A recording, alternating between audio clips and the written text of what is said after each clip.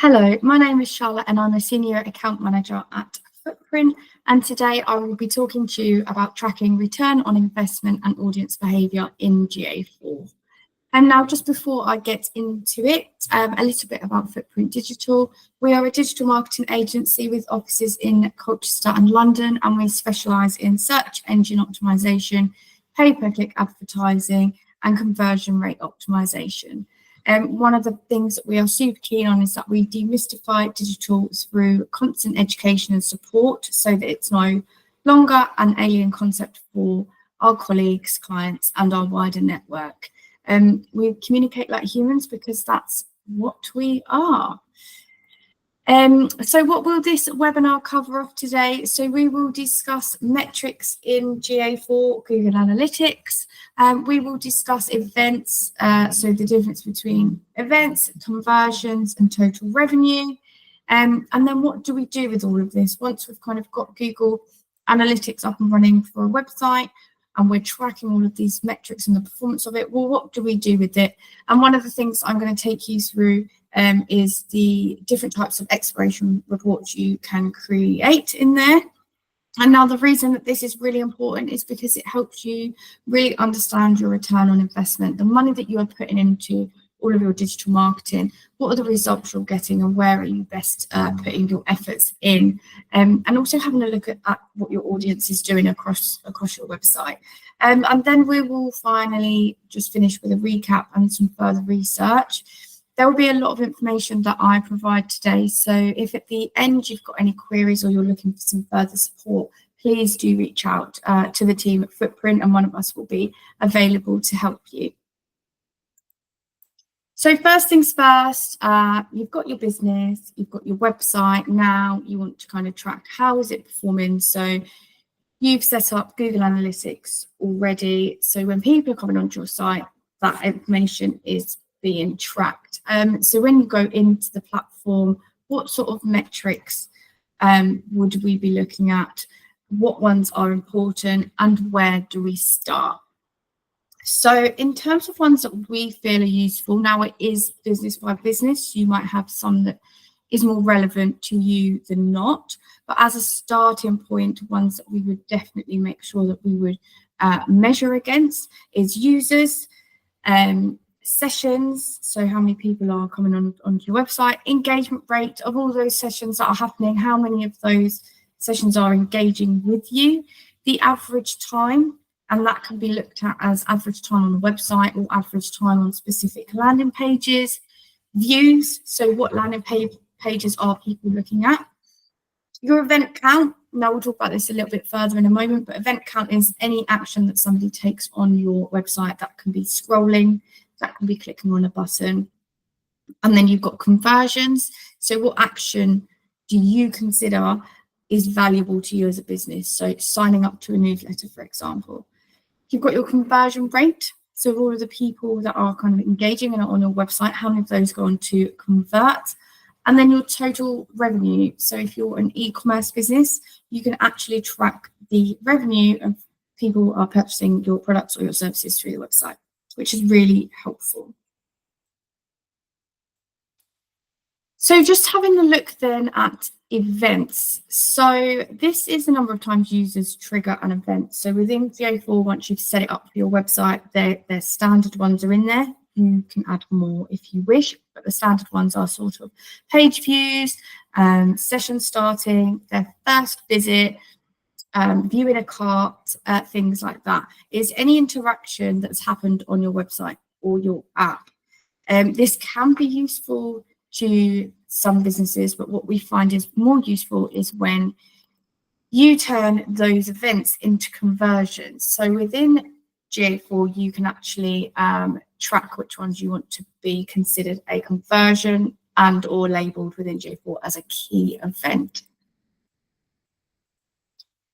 So this is where you, like I've said, mark specific events as conversions. So they've made a purchase, they've signed up to a newsletter, they've booked an appointment with you, they've contacted you, they've clicked an email button. It can be a number of things, but what is important to you and what do you consider a conversion of what people are doing on your website?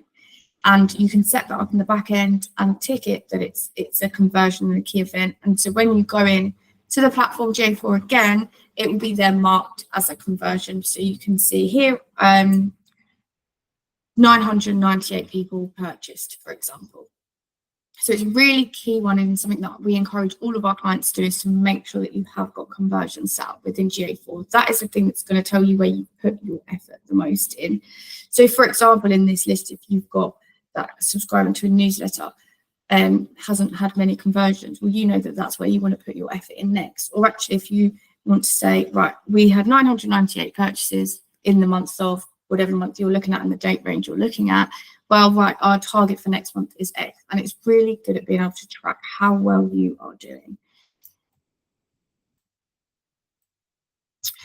Now, just to talk about conversions a little bit more, so you've got your session conversion rate. So this is a percentage of sessions that have converted.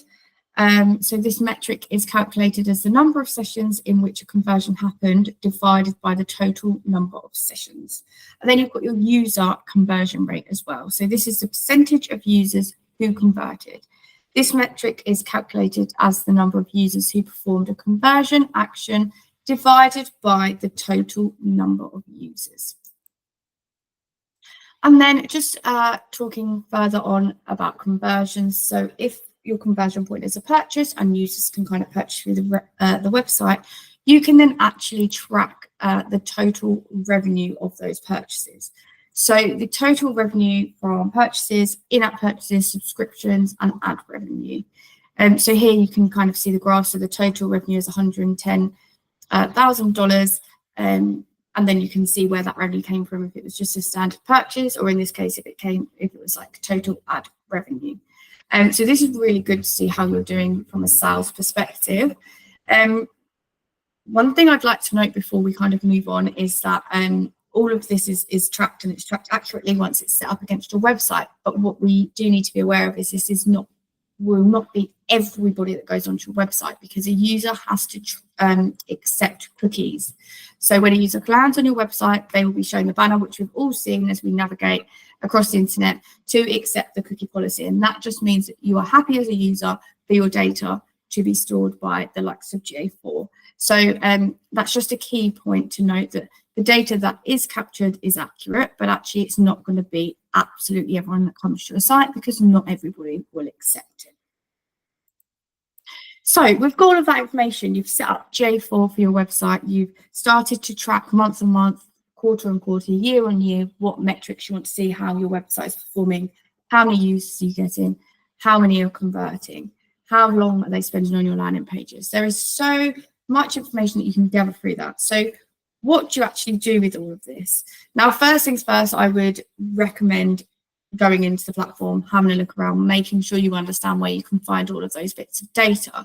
But the next step of once you've got all of that and it's been tracking is you need to be able to put it into some digestible information that you can kind of share with other people within the business, or be able to kind of analyze it to see where you want to put your efforts next. And one way that we recommend doing that is by setting up exploration reports. So when you go into GA4, down the left-hand side, there will be some options. So one of them will be exploration report. And if you click on that first, it will take you to a template gallery. Now, here is already some pre-made reports that you can click and start to build out for your business. So it takes that data, depending on what you're looking for. So if you're looking for a funnel exploration report, it will then kind of build that out. And when you start segmenting that down, you can really get some good kind of data together and some analysis going. Today, I'm going to take you through which each of the exploration reports does. And then hopefully that's enough for you to be able to go away and start setting some up for yourself. So these are just as part of that gallery. You have got some use cases as well. So how successful are your marketing efforts, your acquisition, looking at conversions, user behavior. There is lots in there, and as I've kind of said, and I will continue to do so, is to just go and have a play around is the best way to do it. So just to begin with then, so what you can see on the screen now is a free form exploration report. So it lets you visualize data in a table or a graph, however you digest information better. It allows you to arrange and order the rows and columns as you like. You can compare multiple metrics side by side. So the example we've got on the screen at the moment is looking at active users against purchase revenue. You can create nested rows to group the data, and you can refine the data down even further using segments and filters. So you can have a look at here, we've got countries, for example. You can have a look at certain age ranges. You could have a look at gender, could be one of them. Lovely. The next one then that you can do within an exploration report is a funnel exploration. So this allows you to create a funnel to see which steps people are taking on your website and where they may be falling off. So here we've got one that's looking at purchasing. So you can see here the amount of people that viewed a product, that added to the cart, began the checkout and completed the purchase. So you can have a look at that and see, where are my users potentially dropping off? Where is there a bit of a sticking point? And that's where you then could put your efforts in to make that journey just that bit smoother for users. And in turn, you're then going to see a higher conversion rate, more people purchasing through your website. The next one we've got is path exploration. So this allows you to explore your user journey through the site.